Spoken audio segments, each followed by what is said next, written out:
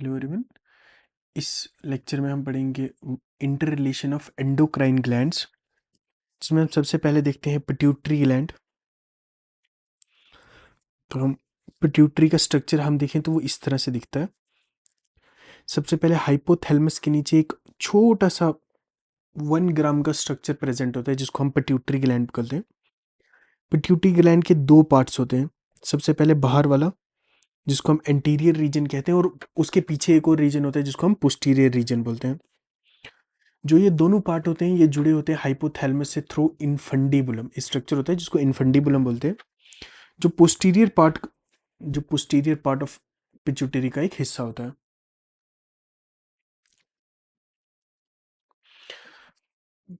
जो posterior pituitary का हिस्सा होता है। पोस्टीरियर पिट्यूटरी के 2 हिस्से आगे, एक आगे इनफंडिबुलम, एक आगे पारस नर्वोसा।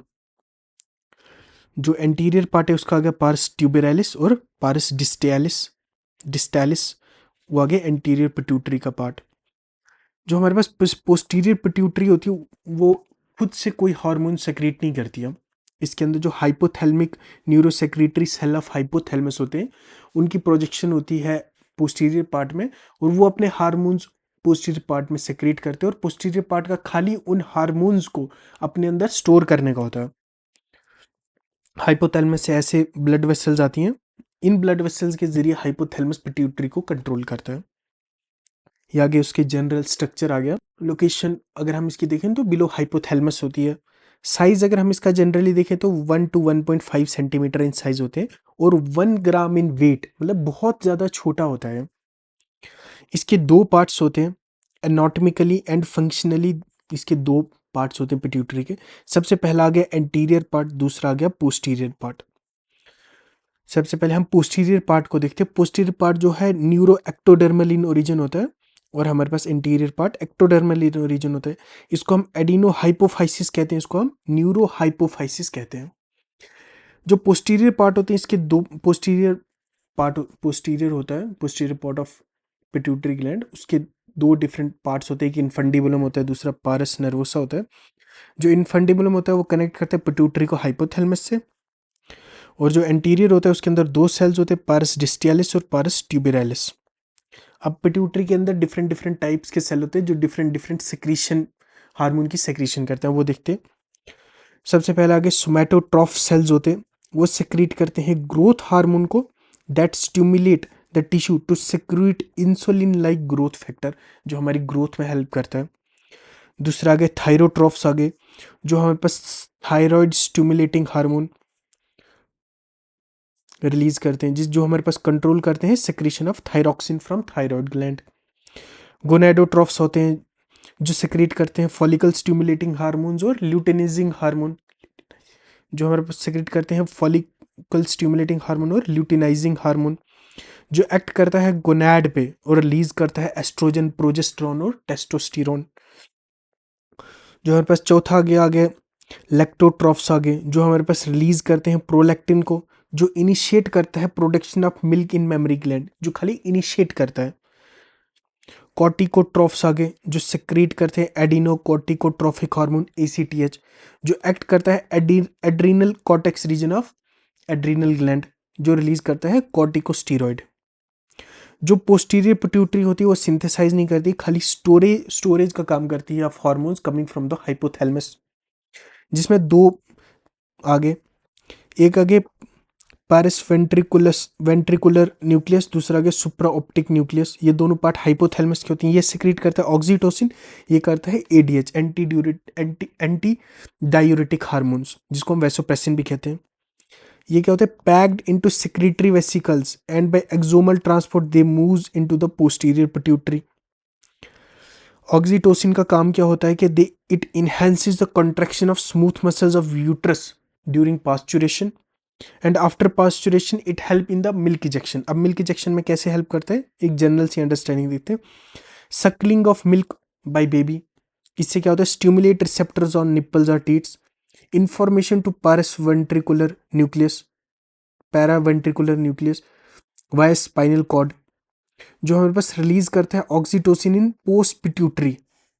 फिर ऑक्सीटोसिन पोस्ट पिट्यूटरी से ब्लड में जाता है और जिससे हमारे पास start contraction of myo epithelial cell surrounding the mammary gland और मिल्क की एजेक्शन होती है। मिल्क की फॉर्मेशन नहीं करता है, मिल्क की इजेक्शन करता है। यहाँ हम देखते हैं initiation of milk production in memory gland is done by the prolactin और उसकी रिलीज के लिए हेल्प करता है ऑक्सीटोसिन। अब हमारे पास एडीएच आ गया, वैसोप्रेसिन, जिसमें क्या होता है डिक्रीज इन यूरिन प्रोडक्शन और cause kidney to absorb more water. इसके अंदर क्या होती है कंस्ट्रक्शन ऑफ आर्टियल्स होता है जिससे ब्लड प्रेशर बढ़ता है और एक्ट ऑन सुडोरीफेरस ग्लैंड जिससे हमारे पास स्वेट की प्रोडक्शन डिक्रीज होती है। अगर हम एक जनरल सी आउटलाइन देखें कि कौन कौन से हार्मोन बनते हैं, अगर आप ऐसा खाली उसके स्ट्रक्चर के बारे में लिखते हो और डिफरेंट हार्मोन्स ऐसे लिख देते हो तो वो ज़्यादा मार्क्स लेता है। ऐसे फ्लो चार्ट में लिखते हो अगर तो ये हमारे पास आ गया पिट्यूटरी ग्लैंड, इसका एंटीरियर पार्ट और इससे डिफरेंट डिफरेंट हार्मोन्स हमारे पास। सबसे पहले ग्रोथ हार्मोन रिलीज होता है that acts on liver and bone muscles, release insulin like growth factor known as somatomedin जो हमारे पास इंक्रीज करता है ग्रोथ रेट को। फिर हमारे पास प्रोलैक्टिन रिलीज होता है, मेमोरी ग्लैंड पे हेल्प कर एक्ट करते हैं और मिल्क की प्रोडक्शन होती है।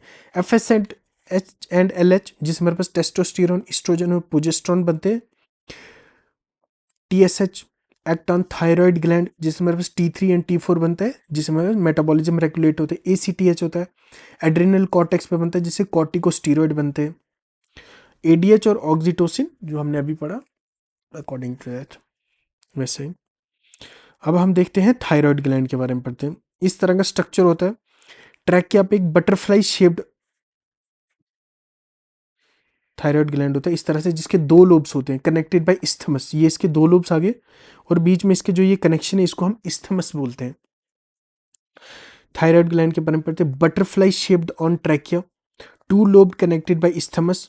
इसके अंदर टू टाइप्स ऑफ सेल्स होते हैं, एक फॉलिकुलर सेल और दूसरा पैराफॉलिकुलर सेल। डायग्राम इस तरह से फॉलिकुलर सेल है और इस तरह से पैराफॉलिकुलर सेल्स है। फॉलिकुलर सेल दो टाइप के होते हैं, पहला क्यूबॉइडल सेल, दूसरा कॉल्यूमिनर सेल।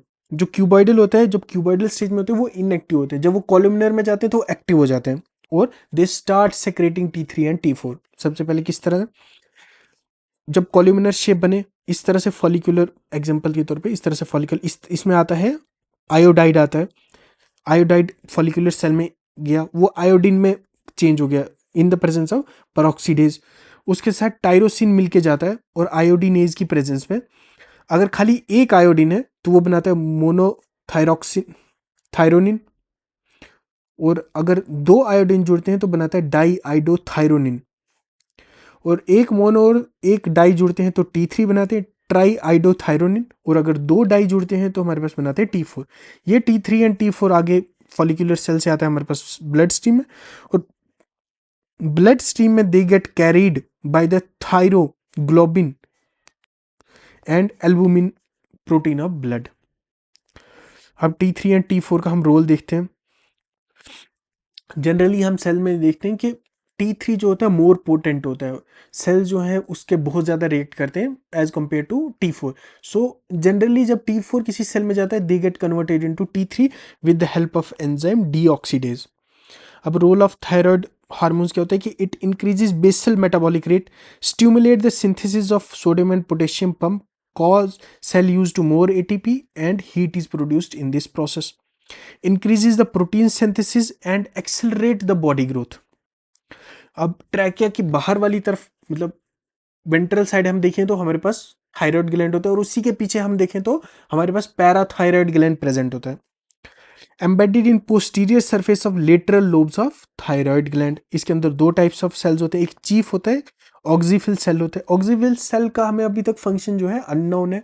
जनरली ये माना जाता है कि they help chief cell to perform their function, मतलब एक नर्स सेल का हेल्प करते हैं बस, लेकिन अभी पूरी तरह से पता नहीं कि उनका फंक्शन क्या है।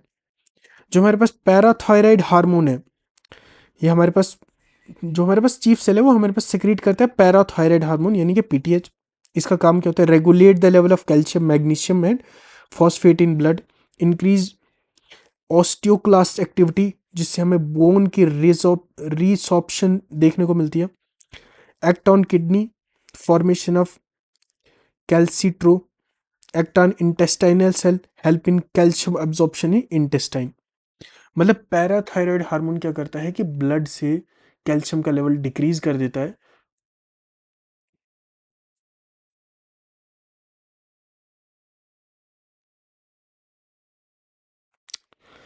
जो हम देखें तो पैराथायराइड हार्मोन का जनरल काम क्या है कि ब्लड में कैल्शियम का लेवल इंक्रीज कर देना। वो इंक्रीज किस तरह से हो सकता है? दो तरह से हो सकता है। सबसे पहला कि ब्लड के अंदर बोन से कैल्शियम को लाना। दूसरा तरीका हो गया कि मोर रीअब्जॉर्प्शन करनी इंटेस्टाइन से कैल्शियम की। अब हम देखते हैं कैल्शियम हीमोस्टे क्या नाम, होम्योस्टेसिस, होम्योस्टेसिस। अब हम देखते हैं कि कैल्शियम की होम्योस्टेसिस किस तरह से होती है। Stasis, stasis. अब हम देखते हैं ब्लड में कैल्शियम की होम्योस्टेसिस किस तरह से होती है। सबसे पहले हमारे पास ब्लड में हाई कैल्शियम लेवल होगा। पैराफॉलिकुलर सेल जो है स्टिमुलेट होगे और रिलीज करेगा कैल्सिटोनिन, जिससे हमारे पास इनहिबिट होगा ओस्टियोक्लास्ट और स्टिमुलेट होगा osteoblast uptake of calcium from blood to bone. इससे क्या होगा, हमारा आने वाले वक्त में लो कैल्शियम इन ब्लड होगा। स्टिमुलेट करेगा जो चीफ सेल को, जिससे रिलीज होगा पैराथायराइड हार्मोन। इससे हमारा फिर दो पे एक्ट करके, एक किडनी पे टू प्रोड्यूस कैल्सीट्रोल, दूसरा होगा स्टिमुलेट ऑस्टियोक्लास्ट। ऑस्टियोक्लास्ट क्या करेगा? रिलीज कैल्शियम इन ब्लड, और कैल्सीट्रोल क्या करेगा? इंटेस्टाइन से कैल्शियम की रीअब्जॉर्प्शन इंक्रीज करेगा, जिससे फिर से जाके हमारे पास ब्लड में कैल्शियम लेवल बढ़ जाएगा। इस तरह से हमारे पास पूरे बॉडी में कैल्शियम का लेवल रेगुलेट होता है with the help of parathyroid hormone and thyroid hormone.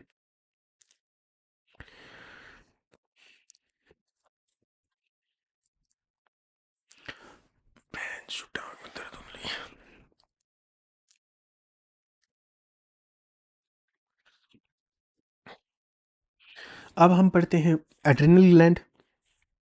Adrenal gland जो है इस तरह से किडनी के ऊपर पाया जाता है, और इसके दो पार्ट्स होते हैं, एक कॉर्टेक्स होता है और एक मेड्यूला होता है। Lies superior to kidney, have two structurally and functionally different region. सबसे पहले आ गया एड्रिनल कॉर्टेक्स आ गया, जो हमारे पास 80 to 90% पार्ट होता है इसका। दूसरा आ गया एड्रिनल मेड्यूला आ गया, जिसके cell known as chromaffin cell. सबसे पहले हम देखते हैं एड्रिनल कॉर्टेक्स में 3 जोन होते हैं। आउटर होता है जोना ग्लोमेरुलोसा, आउटर होता है जोना ग्लोमेरुलोसा, मिडल होता है जोना फेसिकुलेटा, और इनर होता है जोना रेटिकुलरिस। जो आउटर होता है वह सिक्रीट करता है मिनरेलोकॉर्टिकॉइड एग्जांपल एल्डोस्टेरोन। जो मिडल वाला होता है ग्लूकोकॉर्टिकॉइड एग्जांपल कॉर्टिसोल, और इनर वाला होता है वो एंड्रोजन सेक्रेट करता है। और जो हमारे पास एड्रिनल मेड्यूला होता है, ये हमारे पास दो हार्मोन सेक्रेट करते हैं, एक एड्रिलिन, दूसरा नॉन एड्रिलिन, जिसको हम फ्लाइट और फाइट हार्मोन भी बोलते हैं, जो हमारे पास इंक्रीज करते हैं हार्ट रेट को। अब हम देखते हैं इनका डिफरेंट डिफरेंट फंक्शन। सबसे पहले देखते हैं एल्डोस्टेरोन क्या करता है।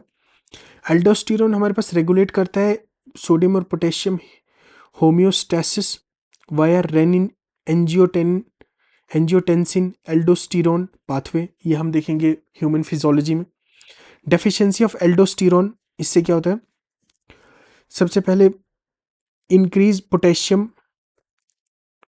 इन extra circular fluid,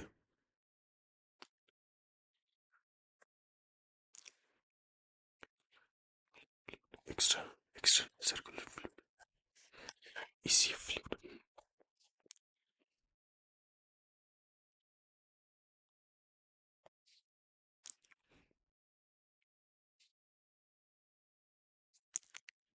extra cellular fluid. अगर हमारे पास डेफिशिएंसी हो जाए एल्डोस्टेरोन की, उससे क्या होता है? सबसे पहले जो पोटेशियम का लेवल है वो हमारे पास एक्स्ट्रा सेलुलर फ्लूइड में बढ़ जाता है, और सोडियम और क्लोरीन का लेवल हमारे पास डिक्रीज हो जाता है। अगर पोटेशियम का लेवल बढ़ जाए, उससे कार्डियक टॉक्सिसिटी हो जाती है,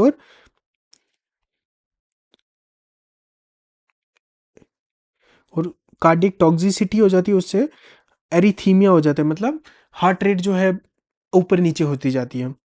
और अगर डिक्रीज हो जाए सोडियम और कैल्शियम क्लोरीन का लेवल, जिससे हमारे पास एक्स्ट्रा सेलुलर फ्लूइड का टोटल वॉल्यूम डिक्रीज हो जाता है, जिससे हमारा ब्लड वॉल्यूम डिक्रीज हो जाता है, कार्डियक डिसफंक्शनिंग होती है, सर्कुलेटरी शॉक आता है, और दोनों केसेस में डेथ मतलब हो सकती है।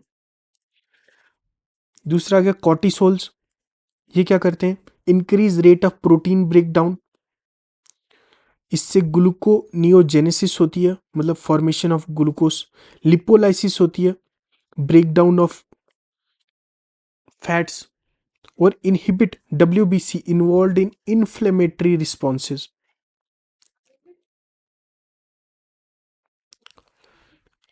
अब देखते हैं हम एंड्रोजन क्या कॉज करते हैं। एंड्रोजन जो है मेजर कॉज करता है DHEA, मतलब डिहाइड्रो एपी एंडोस्टीरोन।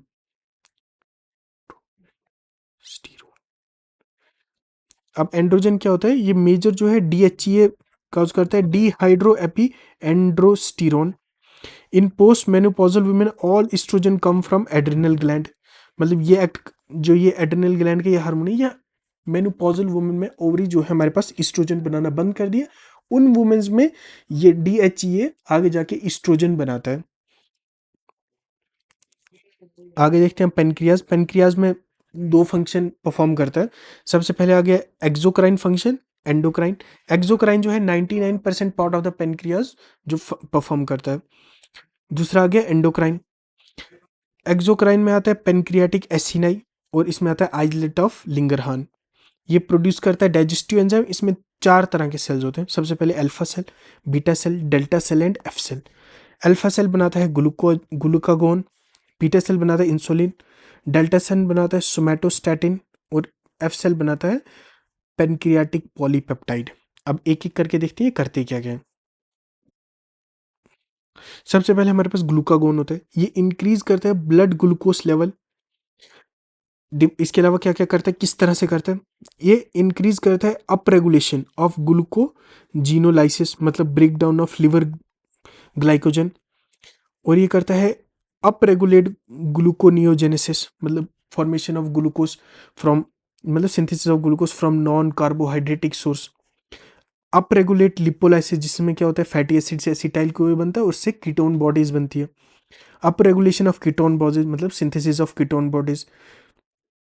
दूसरा इंसुलिन क्या करता है, डिक्रीज ब्लड ग्लूकोज लेवल। किस तरह से करता है, जो हमारे पास एक मतलब ग्लूकोज ट्रांसमिट ट्रांसमिट ट्रांसमिटेज ग्लूकोज ग्लूटफोरिक ट्रांसमीटर होता है हमारे सेल में। वो क्या करता है, जब भी उसको पता चलता है कि इंसुलिन बाहर, मतलब ग्लूकोज बाहर ब्लड में ज़्यादा है, उसको मतलब आगे जाके उसको सिग्नलिंग मिलती है, और ग्लूटफो जो है सेल के बाहर, मतलब एक्सोसाइटोसिस होती है उसकी, प्लाज्मा मेम्ब्रेन पे जाता है, और वहाँ पे एक चैनल क्रिएट करता है, जिससे ग्लूकोज सेल के अंदर आएगा, और हमारे पास ब्लड में ग्लूकोज का लेवल डिक्रीज हो जाएगा।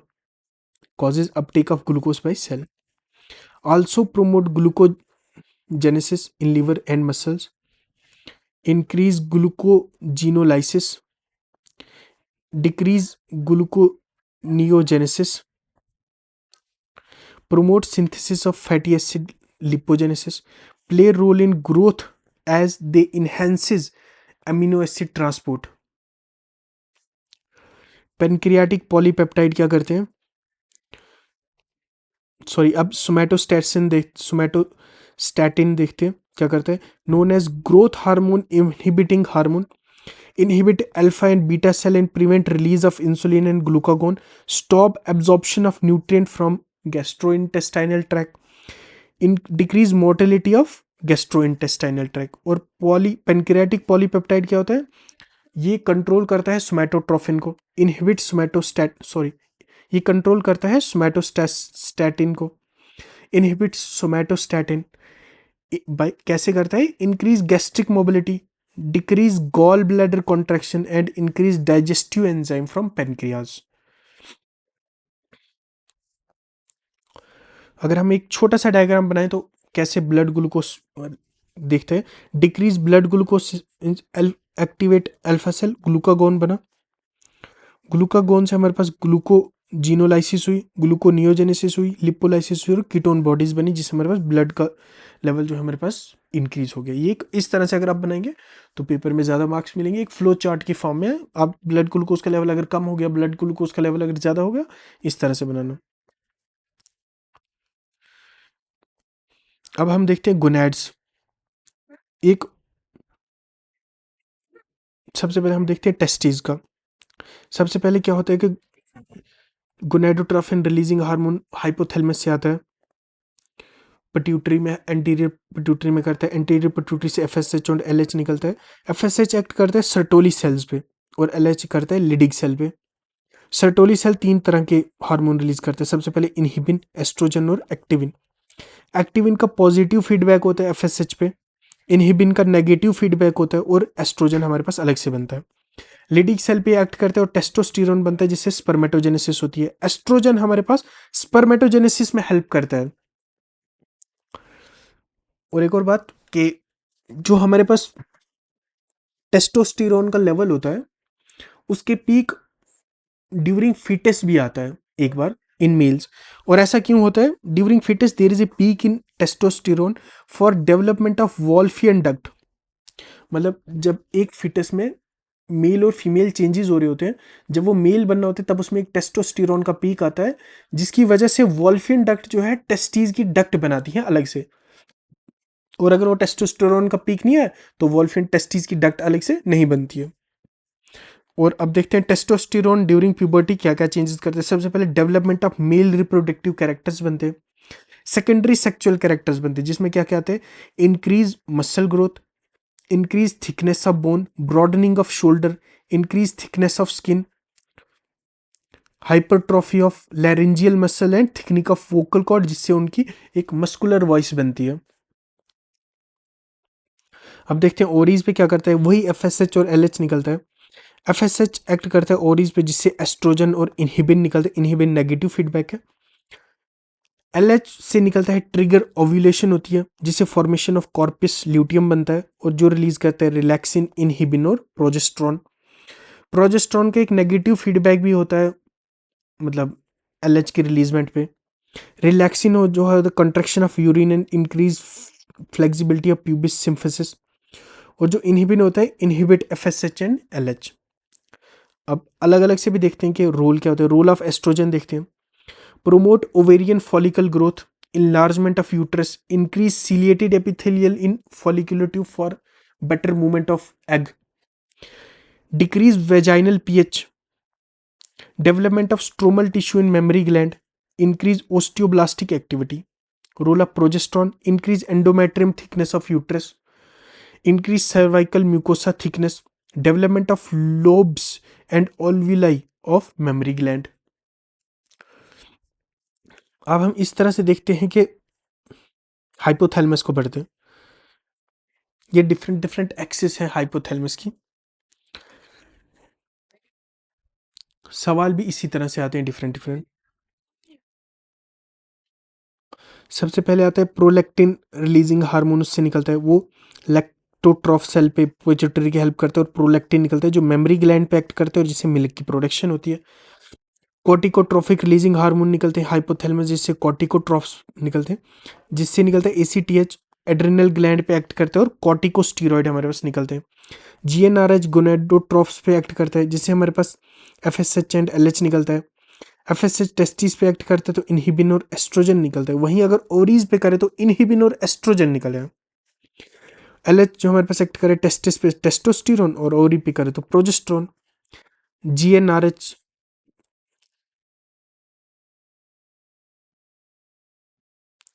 मतलब ग्रोथ हार्मोन रिलीजिंग हार्मोन है, ये सोमेटोट्रॉफ्स निकालते हैं।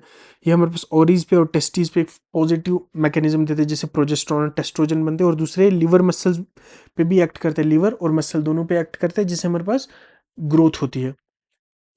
तीसरा आ गया थायरोट्रोफिन रिलीजिंग हार्मोन जिससे थायरोट्रॉफ्स पे एक्ट करते हैं और टीएसएच निकलता है जो थायराइड पे एक्ट करता है जिससे टी3 और टी4 निकलता है और ग्रोथ और मेटाबॉलिज्म में हेल्प करते हैं। हाइपोथैलेमस से दो ही इनहिबिटिंग हार्मोन निकलते हैं, उसके अलावा जितने भी हार्मोन हमारे पास निकले उनका फीडबैक मैकेनिज्म से ही वो बंद होते हैं। ऐसे कौन से दो हार्मोन है? सबसे पहले ग्रोथ हार्मोन इनहिबिटिंग हार्मोन निकला हाइपोथैलेमस से, एक्ट किया सोमेटोट्रोपिन, नेगेटिव फीडबैक है और ग्रोथ हार्मोन की ग्रोथ हार्मोन निकलना बंद हो गया। दूसरा, प्रोलैक्टिन इनहिबिटिंग हार्मोन लैक्टोट्रोपिया और प्रोलैक्टिन निकलना बंद हो गया। इसी के साथ हम खत्म करते हैं अपना ये वाला टॉपिक भी। ये था हमारा एंडोक्राइन ग्लैंड्स। अब नेक्स्ट लेक्चर में हम देखेंगे comparative anatomy of different different organisms जो हमारे सिलेबस में है। अगर आपको लेक्चर के पीडीएफ के नोट्स चाहिए, मतलब लेक्चर एज ए पीडीएफ चाहिए, आप टेलीग्राम चैनल पे जा सकते हैं, डिस्क्रिप्शन में उसका लिंक मिलेगा। Thank you.